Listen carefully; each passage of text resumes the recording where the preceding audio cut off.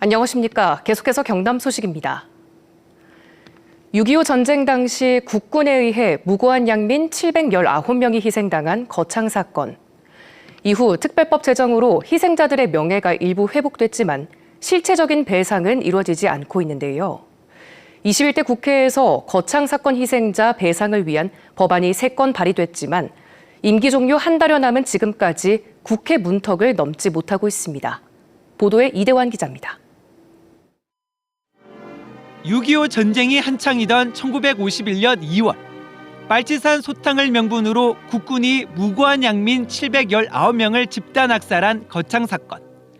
희생자 절반은 15살 이하 어린이와 유아였습니다. 당시 일가 친척을 대부분 잃었던 정연순 할머니.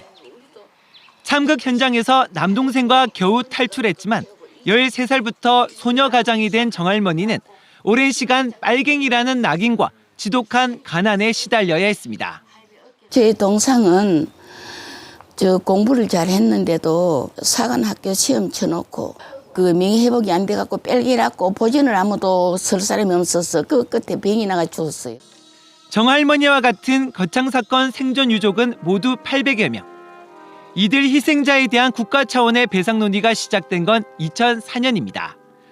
당시 관련 법안이 국회를 통과했지만 정부가 재정 부담을 이유로 거부했고 17대, 18대 국회에서 발의된 법안들도 임기 만료로 모두 폐기됐습니다. 이번 21대 국회에서 발의된 관련 법안은 모두 3건. 여야 의원들이 법무부에 구체적인 안을 제시하라고 압박했지만 21대 국회 임기가 한 달여 남은 지금까지도 별다른 진전이 없습니다.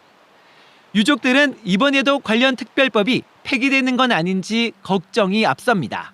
73년이라는 세월 동안 우리 유족들은 참 어느 누구한테도 말도 못하고 해결도 못하고 있는 그 살아 생전에 이 법이 21대 국회 임기 안에 꼭 통과시켜줬으면 하는.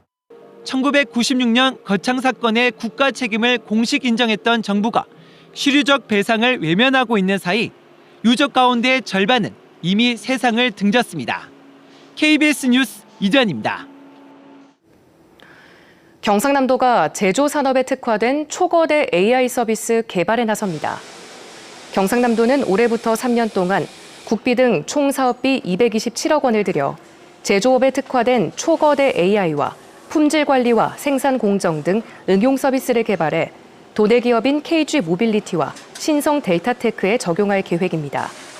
경상남도는 이번 사업이 성공적으로 진행되면 공정 처리와 설비 점검 시간이 각각 65%, 80% 단축되는 등 큰 효과를 낼 것으로 기대하고 있습니다.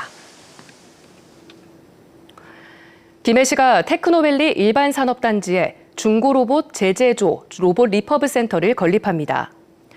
김해시가 78억 원을 투입해 내년 4월 로봇 리퍼브 센터를 준공하면 로봇 성능 분석과 기업 지원 등 중고로봇 재사용을 위한 종합적인 서비스를 제공하게 된다고 밝혔습니다. 김해시는 첨단 로봇 제자원화 생태계를 조성하고 관련 기술 선점과 고용 창출 효과를 기대하고 있습니다.